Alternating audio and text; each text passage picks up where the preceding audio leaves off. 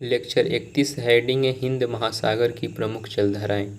इसके अंतर्गत एक डायग्राम है जिसमें हिंद महासागर में प्रवाहित होने वाली प्रमुख जलधाराओं को दर्शाया गया है। टोटल 8 जलधाराएं हैं। चलिए बारी बारी से इनको देखते हैं। पहला है उत्तरी विषुवत रेखीय जलधारा और यह गर्म जलधारा है। दूसरा है दक्षिणी पश्चिमी मानसून जलधारा और यह गर्म जलधारा है। तीसरा है दक्षिणी विषुवत रेखीय जलधारा और यह गर्म जलधारा है। चौथा है मेडागास्कर की जलधारा और यह गर्म जलधारा है।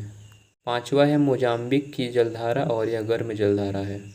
छठा है अगुलहास की जलधारा और यह गर्म जलधारा है। सातवां है पछुआ प्रवाह और यह ठंडी जलधारा है। आठवां है पश्चिमी ऑस्ट्रेलिया की जलधारा और यह ठंडी जलधारा है।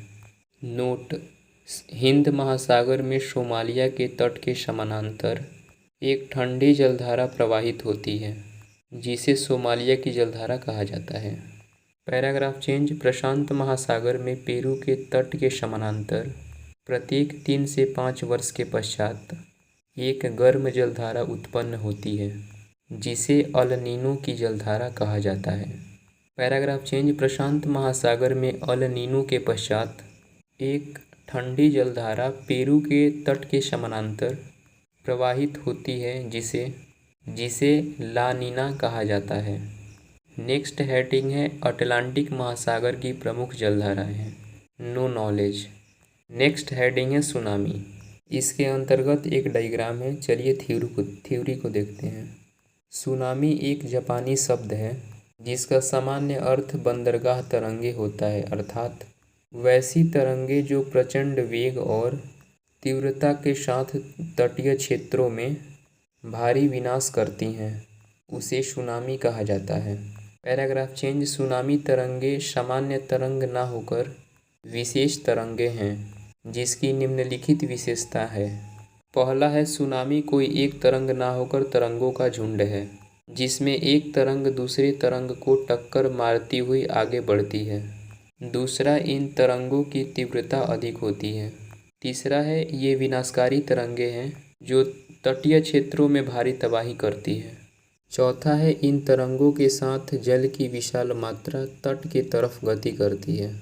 पांचवा है उत्पत्ति के पश्चात जब ये तरंगे तट की तरफ गति करती है तो गहराई कम होने के कारण घर्षण में वृद्धि होती है।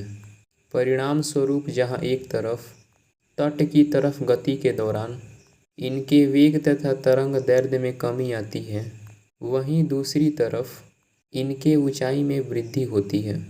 छठा है अत्यधिक ऊंचाई के कारण जब सुनामी का अग्रभाग टूटकर नीचे गिरता है तो उसे सर्फ या सर्क कहा जाता है। नेक्स्ट हेडिंग है सुनामी के उत्पत्ति के कारण। पहला है भूकंप डैश। महासागरीय नीतल पर भूकंप के कारण ऊंची ऊंची तरंगें पैदा होती है जो कि तटीय क्षेत्र में भारी विनाश करती है। ये सुनामी तरंगें हैं। दूसरा है ज्वालामुखी विस्फोट। महासागरीय नीतल पर ज्वालामुखी विस्फोट के कारण हलचल ब्रैकेट में विक्षोभ पैदा होती है जिससे सुनामी जैसे विनाशकारी तरंगें पैदा होती हैं।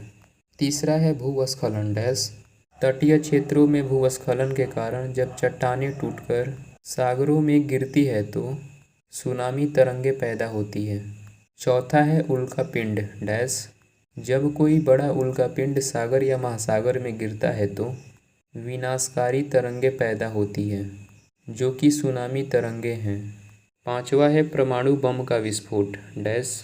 महासागरीय जल में परमाणु बम के विस्फोट के कारण उत्पन्न ऊर्जा से विनाशकारी तरंगें पैदा होती है जिससे तटीय क्षेत्रों में भारी विनाश होता है। ये सुनामी तरंगें होती हैं। नेक्स्ट हेडिंग है सुनामी के नकारात्मक प्रभाव।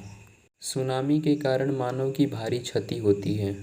सामान्य मानवीय जीवन पूरी तरह से अस्त व्यस्त हो जाता है। इसका नकारात्मक प्रभाव आर्थिक, सामाजिक, पर्यावरणीय, राजनीतिक तथा मानसिक क्षति के रूप में दिखाई पड़ता है तथा मानव जीवन पर लंबे समय तक सुनामी का नकारात्मक प्रभाव दिखाई देता है। इसी कारण से सुनामी को प्राकृतिक आपदा कहा जाता है।